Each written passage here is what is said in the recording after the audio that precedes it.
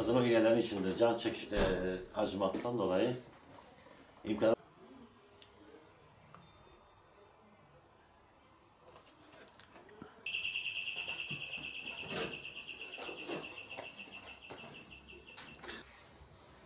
Kızım bu mu rahat yoksa iğne mi rahat? Bu da değil mi kızım? İğne canını acıtıyor. Sen Cumhurbaşkanı sözünü bekliyoruz. Kızım 9 yaşında. Ortalama 6 aydır şeker hastası.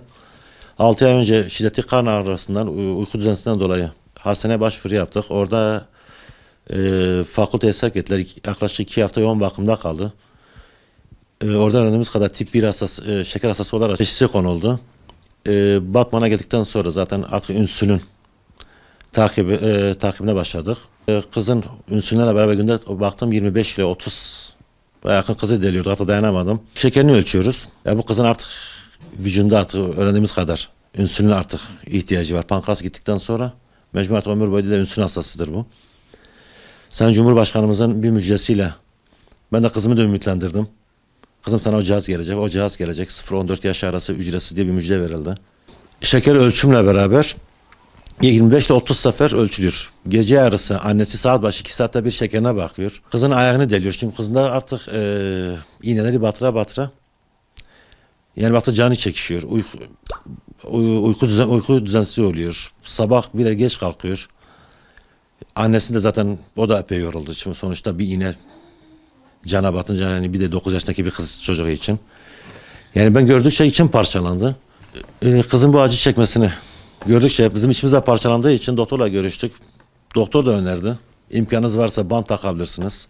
O cihaz delmeden, canını acıtmadan günde 180 sefer ölçülebiliyor. Bir rahatlığı oldu. Şu an içimiz biraz ferah oldu. Tabii bu maddi imkanlarına ne kadar devam edeceğim onu bilemiyorum. Çok rahat yatabiliyor çok şükür. Uykusunu bölmeden şekerini rahat ölçebiliyoruz. Cihazı duydum. Türkiye'de birkaç distribütörü aradım. 2019'daki fiyatmış. Şu an güncel fiyatı 2800 liraymış. Doktordan istedik, dedi şu an daha resmi gazete bir şey çıkmamış. Sosyal Sigortalar Kurumu'na gidin. Oraya gittim, başvuru yaptım. Sosyal yardımlaşmaya gittim. Dedi ya bize öyle bir şey daha gelmedi. Bir genelge gelmemiş. Ödeme yok dediler. Bize kendi şu an imkanınızı alın dediler. Sonuçta kıza ümit verdiğim için hatta benim için parçalanıyordu. Şu an Sayın Cumhurbaşkanımızın müjdesi verildi ama bir herhalde resmi gazete yayınlanmasını bekliyorlar. Tip 1 diyabet hastaları 0-14 yaş ücretsiz SGK karşılayacak. Çok sevindik. Çok sevindik tabii, yani şimdi bu kızı delmektense, o iğnelerle delmektense pratik bir cihaz. Rahat. Ortalama 5-6 ay geçti. Ya istiyor. Ben görünce bütün parçalanınca şimdilik aldık. Yarına nasıl alacağım onu düşünüyorum artık. İlkini hastaneye götürdüm. Uzman doktorumuz kendi taktırdı. Kıza eğitimini de verdi. Nasıl takılacak, ne yapılacak.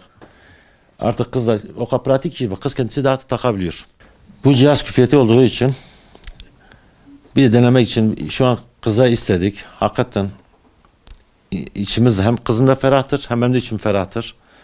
Sayın Cumhurbaşkanı beklentimiz bir an önce bu cihazın SGK'nın karşılaması için talimatını vermesi. 0-14 yaş arası. Hadi bu ay aldık. Rahatlık. Allah'tan temennimizdir ki İnşallah Sayın Cumhurbaşkanımız verdiği müjdesiyle bir an önce olur.